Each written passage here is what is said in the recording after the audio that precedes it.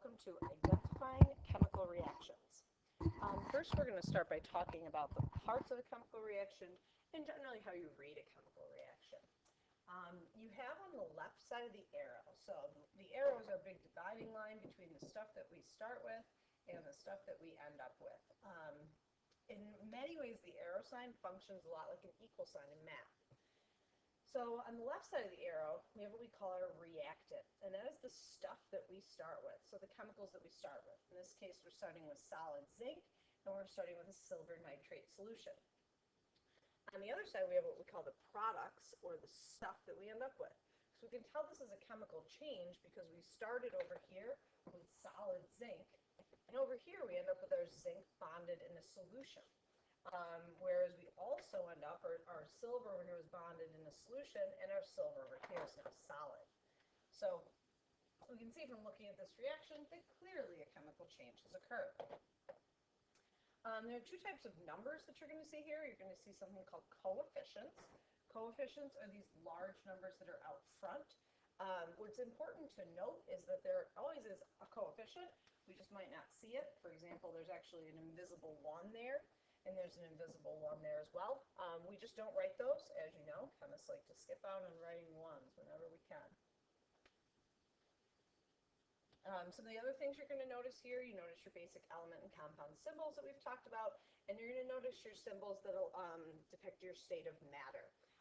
So we have S's for solid, for example, and AQs representing an aqueous solution, which you have to remember is a mixture.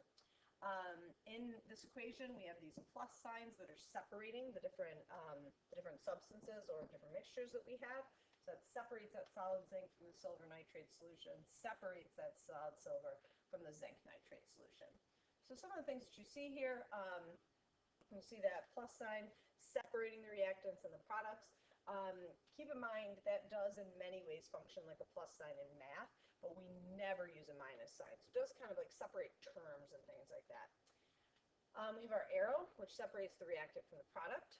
When we read, we say yields or produces. So if I were reading this out loud, I would say zinc solid plus silver nitrate solution yields silver solid and zinc nitrate solution. And then S, L, and G are pretty straightforward. AQ means aqueous, and remember that is a homogeneous mixture. So you should become pretty fluent in a lot of these symbols and what they mean as we go through this unit. Today what we really have to focus on is differentiating different types of chemical reactions. So if you look at all of the reactions in the group up here, these are all one type of chemical reaction. What you've hopefully noticed is that on the left side of each arrow, you have multiple things. So we have several terms that are being added together. However, over on the right side, one term, one term, one term, one term, one term. What characterizes the reactions in this group is that we have multiple, 2 or more, reactants that form one product. You can have a lot of reactants, you can have more than 2, but most reactions that we'll look at will have more than 2.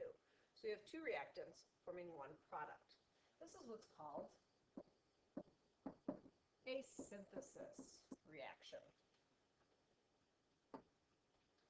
Looking at this next group of reactions, hopefully you'll quickly identify on the left side of the arrow one thing each time, whereas on the right side of each of these arrows, we have multiple terms. So this is kind of the opposite of what we just talked about. So we're always going to have one reactant breaking down into multiple products. And again, I'm putting 2, but you can have more than just 2 things on the right side of the arrow. And this is what we call decomposition. So things are breaking apart here. They're decomposing. Group 3 is a little bit trickier. You're going to notice there's at least 2 things on either side, so that's not going to help us. But if you look more in detail about what those things are, you're going to notice your first term always has carbon. You're going to notice your second term is always O2. So those are both things on our reactant side. Then you're going to notice on the product side, we always have CO2, and we always have H2O. So the characteristics of this group is that we are always going to have O2 as a reactant, and we're always going to have CO2 and H2O as products. What this reaction is actually called is combustion. To show you a little more detail of some of these reactions, the first one is the combustion of methane, which is actually burning of natural gas like we do from our gas lines in the room. The second one, we have this 8 right here, that's actually octane. That's like the burning of gasoline in your car. And the last one, you guys might recognize this is sugar or glucose. That's actually how sugar is burned in a cell to give you off ATP. So these are actually energy yielding reactions that kind of fall under a little bit more under organic chemistry, but we do mention them when we're identifying reaction types.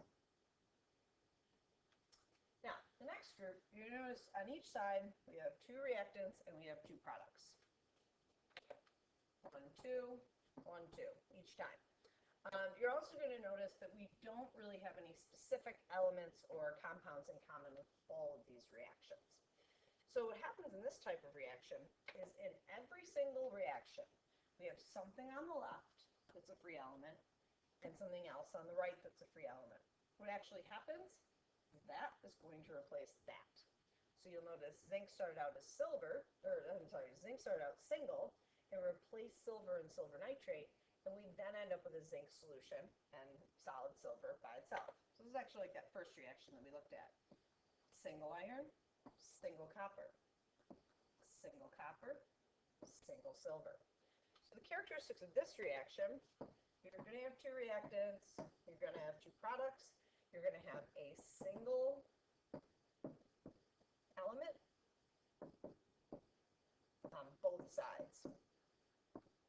And there's one example that I'm kind of missing here that I do want to make sure that you're aware of, and that is that diatomics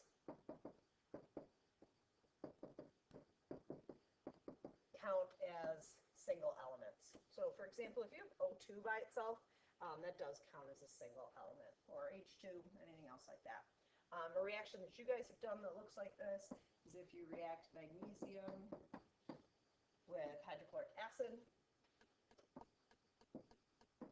you get magnesium chloride and hydrogen gas. So that's just an example. It might not look, because you have a little tiny 2 there, like that's a free element, but you do have a free element here, free element here. And this is what we call a single replacement reaction.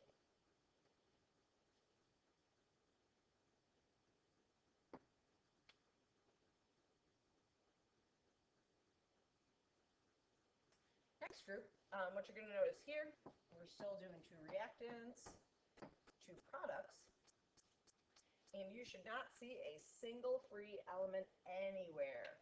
So all you see are compounds, compounds, compounds. What's happening here, you actually have kind of a switcheroo going on. So in this case, potassium and hydrogen switch places. So potassium ends up bonded to sulfate. These hydrogens end up bonded to OH, making water. In this case, we have iron and hydrogen switching places. So you end up with iron chloride and hydrogen sulfide. In each of these cases, you see the same kinds of things happening. We have the flip-flop of these guys right here. Silver and sodium are switching places. You have a silver chloride and sodium nitrate. So we're going to have no free elements. This is another type of replacement reaction. This is what's called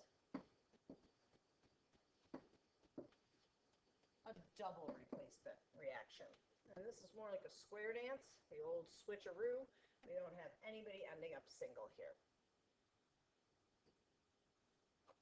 So in summary of our reaction types, sometimes you might hear the term combination. Synthesis is used more frequently, so I like to use that. In a synthesis reaction, we're going to have multiple reactants, 1 product. A decomposition, we're going to have 1 reactant, multiple products. So essentially in a synthesis, you're looking, the identification there is looking for one thing on the right.